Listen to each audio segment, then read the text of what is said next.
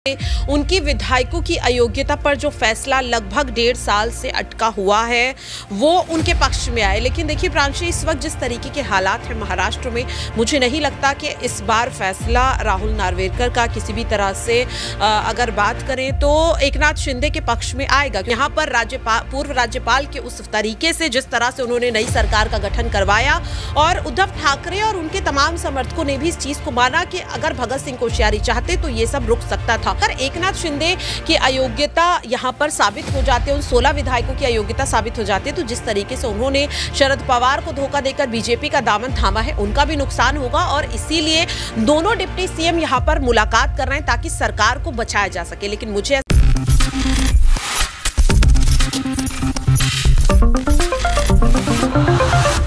नमस्कार, मैं प्रांशी राठौर और आप देख रहे हैं नेक्स्ट 9 न्यूज। महाराष्ट्र की सियासत एक बार फिर से सुर्खियों में आ चुकी है, जहां एक तरफ साल 2022 में हमने देखा कि शिवसेना 2 गुटों में बंट गई, लेकिन साल 2023 में एनसीपी भी 2 गुटों में बंटती हुई नजर आई।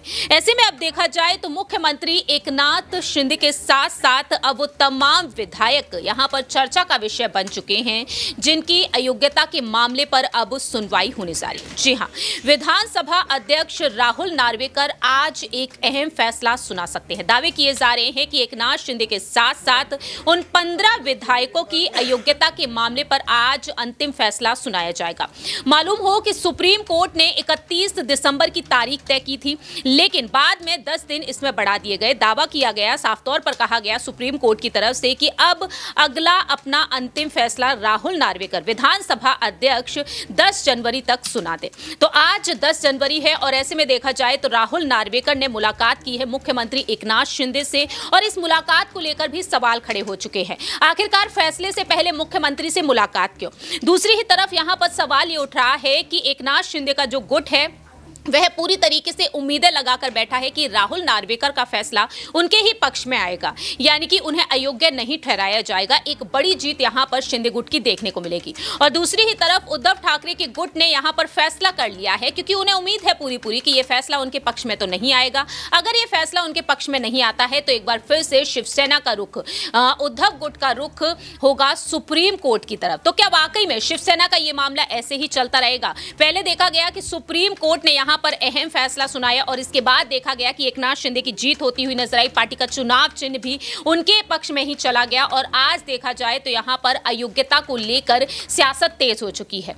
तो यहां पर हम सवाल लेना चाहेंगे हमारी सहयोगी प्रज्ञा से कि आखिरकार उनका क्या कुछ कहना है। आज जिस तरह से महाराष्ट्र में सियासत तेज होती हुई नजर आ रही है, जिस तरह से राहुल नार्वेकर ने एकनाथ शिंदे से मुलाकात की है, इस मुलाकात को लेकर सवाल खड़े हो चुके हैं। और दूसरी ही तरफ उद्धव गुट ने साफ तौर पर कह दिया है कि अगर फैसला उनके पक्ष में नहीं आता है तो एक बार फिर से हम सुप्रीम कोर्ट का दरवाजा ही खटखटाएंगे।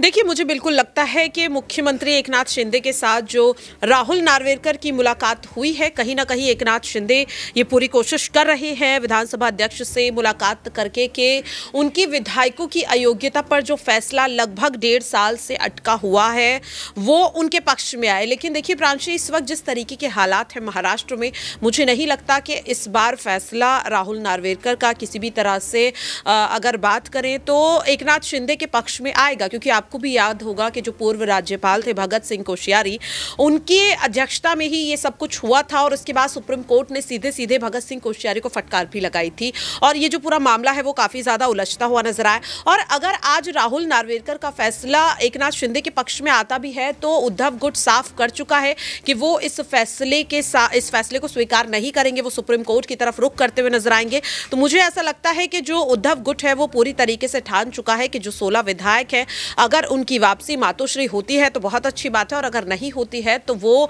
सीधे सीधे यहाँ पर राहुल नार्वेकर के खिलाफ भी जाते हुए नजर आएंगे। और सुप्रीम कोर्ट ने भी इस बात को कहा था कि ये जो पूरा मामला है, किस तरह से उद्धव ठाकरे की सरकार को यहाँ पर गिराया गया, वो पूरी तरह से अनैतिक था। और इसी बात को कहते हुए उद्धव ठाकरे ने भी अपने मुख्यमंत्री पद को छोड़ना ज्यादा सही समझा। उन्होंने साफ तौर पर कहा कि अगर इस तरीके से सरकारें गिराई जाएंगी तो क्या महाराष्ट्र में चुनाव आयोग की जरूरत नहीं है, कोर्ट की जरूरत नहीं है, जिस तरीके से यहाँ पर अब सेंधमारी करके सरकार को गिराया जा रहा है। और उद्धव ठाकरे ने इस्तीफा देने से पहले भी इस बात को कहा था कि मैं चाहूं तो मैं फ्लोर टेस्ट तक का इंतजार कर सकता हूं और फ्लोर टेस्ट में कहीं ना कहीं जीत भी उद्धव ठाकरे की होती, लेकिन उन्होंने साफ तौर पर कहा कि मैं एक शिव सैनिक हूं और जो शिवसेना है वो मुझे विरासत में मिली है, ये मेरी धरोहर है, मेरे परिवार की धरोहर है। और अगर कोई नेता अपने निजी फायदे के लिए इसे खराब करने की, इसे गिराने की कोशिश करेगा तो ये उन्हें कतई बर्दाश्त नहीं था। और एक शिव सैनिक होने के तौर पर ही उन्होंने फ्लोर टेस्ट से पहले अपनी जिम्मेदारियों को छोड़ दिया। और कितने ज्यादा भावुक होते हुए उद्धव ठाकरे ने वो तमाम बातें कही, वो कोई नहीं भूला है। और इसीलिए उद्धव ठाकरे, उन्हें अपने विधायकों से नाराजगी नहीं है, उन्हें नाराजगी है यहां पर पूर्व राज्यपाल के उस तरीके से जिस तरह से उन्होंने नई सरकार का गठन करवाया। और उद्धव ठाकरे और उनके तमाम समर्थकों ने भी इस चीज को माना कि अगर भगत सिंह कोश्यारी चाहते तो ये सब रुक सकता था। सुप्रीम कोर्ट ने भी इस चीज को माना कि अगर भगत सिंह कोश्यारी उस वक्त अनैतिक तरीके से एकनाथ शिंदे की मुख्यमंत्री पद पर शपथ नहीं दिलवाते, इन चीजों का विरोध करते, तो शायद इस तरीके से यहां पर नई सरकार का गठन नहीं होता। और आज सुप्रीम कोर्ट की तरफ जाना भी उद्धव ठाकरे इसीलिए चाहते हैं कि जिस तरीके से हमने देखा कि पहले शिवसेना 2 गुटों में बटी और फिर उसके बाद एनसीपी में भी ऐसा ही हुआ, तो फिर प्रांशी जाहिर सी बात है कि आज अगर ये सब चीजें महाराष्ट्र में हो रही हैं तो हो सकता है कि आगे चलकर और भी राज्य में होंगी। और अगर इस तरीके से ही सरकार का गठन होना है तो फिर आखिरकार क्या जरूरत है यहाँ पर चुनाव आयोग की, क्या जरूरत है यहाँ पर वोट करवाने की, क्यों आम जनता यहाँ पर वोट देकर। सवाल यहाँ पर यह भी उठता है प्रज्ञा कि जिस तरीके से आज ही राहुल नार्वेकर ने मुलाकात की एकनाथ शिंदे से, इस मुलाकात को आप किस नजरिए से देखती हैं? क्योंकि फैसला आने से पहले एकनाथ शिंदे से उनकी मुलाकात करना और दूसरी ही तरफ एकनाथ शिंदे की अब दोनों ही डिप्टी सीएम से देवेंद्र फडणवीस और अजीत पवार के साथ बैठक भी अब शुरू होने जा रही है, कैसे देख रहे हैं आप? देखिए, बिल्कुल इस मुलाकात को देख करके तो यही लग रहा है कि कहीं ना कहीं एकनाथ शिंदे और अजीत पवार दोनों ही अपनी अपनी सत्ता को, अपनी अपनी कुर्सी को बचाने की कोशिश कर रहे हैं। क्योंकि आप भी जानती हैं कि अगर फैसला एकनाथ शिंदे के खिलाफ आता है राहुल नार्वेकर का, तो उन 16 विधायकों में खुद एकनाथ शिंदे भी शामिल हैं। और अगर अयोग्य साबित होते हैं तो जाहिर सी बात है कि अगर वो विधायक के तौर पर अयोग्य साबित हो जाते हैं तो ऐसे में सरकार पूरी तरह से गिर जाएगी। और इसीलिए, और अजीत पवार भी इस चीज को बेहतर ढंग से समझते हैं कि अगर एकनाथ शिंदे की अयोग्यता यहां पर साबित हो जाती है, उन 16 विधायकों की अयोग्यता साबित हो जाती है, तो जिस तरीके से उन्होंने शरद पवार को धोखा देकर बीजेपी का दामन थामा है, उनका भी नुकसान होगा। और इसीलिए दोनों डिप्टी सीएम यहां पर मुलाकात कर रहे हैं ताकि सरकार को बचाया जा सके। लेकिन मुझे ऐसा लगता है कि एक समय तक इस फैसले को टाला जरूर गया है, लेकिन आज नहीं तो कल हो सकता है, अगर आज भी फैसला नहीं आता लेकिन कभी ना कभी तो फैसला देना पड़ेगा। और जैसा कि 2024 के चुनाव इतने ज्यादा नजदीक है, इसीलिए दोनों डिप्टी सीएम इस बात को कंफर्म करने की कोशिश कर रहे हैं कि राहुल नार्वेकर जो है उनके पक्ष में फैसला सुनाए। लेकिन मुझे ऐसा लगता है प्रांशी कि इस चीज को समझने की जरूरत दोनों ही डिप्टी सीएम यानी कि देवेंद्र फडणवीस और अजीत पवार को है कि अगर राहुल नार्वेकर उनके पक्ष में फैसला सुनाते भी हैं तो भी अंतिम निर्णय जो है वो सुप्रीम कोर्ट पर आकर अटकता है। आज सुप्रीम कोर्ट में भी सुनवाई है और उद्धव गुट ये साफ कर चुका है कि अगर राहुल नार्वेकर भी भगत सिंह कोश्यारी की तरह पक्षपात करते हैं तो वो सुप्रीम कोर्ट जाएंगे और उन्हें उम्मीद है कि सुप्रीम कोर्ट से उन्हें राहत ही मिलेगी। आखिरी छोटा सा सवाल रहेगा, साल के अंत में महाराष्ट्र में विधानसभा चुनाव भी है और दूसरी ही तरफ 3 से 4 महीनों के बाद लोकसभा चुनाव है। ऐसे में क्या वाकई में जिस तरह से न्याय की गुहार लगाते हुए नजर आए, सुप्रीम कोर्ट का दरवाजा एक बार फिर से खटखटाएंगे उद्धव ठाकरे, क्या इस बार उन्हें सुप्रीम कोर्ट से वो राहत मिल पाएगी?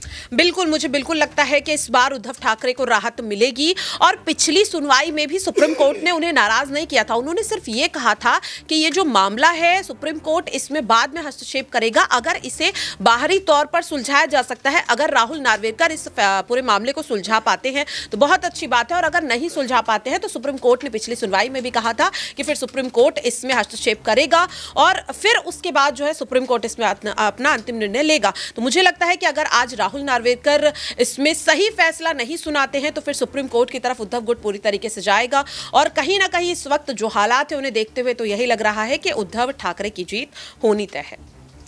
वाकई में अब देखना होगा कि आज राहुल नार्वेकर शाम 4 बजे तक क्या कुछ अहम फैसला सुनाते हैं। अगर वाकई में शिंदे के पक्ष में यह फैसला आ जाता है तो उद्धव ठाकरे का एक बार फिर से सुप्रीम कोर्ट जाना तय है। देखना होगा कि आखिरकार आज शाम तक क्या कुछ फैसला आता है। फिलहाल इस खास रिपोर्ट में इतना ही। बाकी की तमाम अपडेट्स के लिए आप देखते रहिए नेक्स्ट 9 न्यूज़।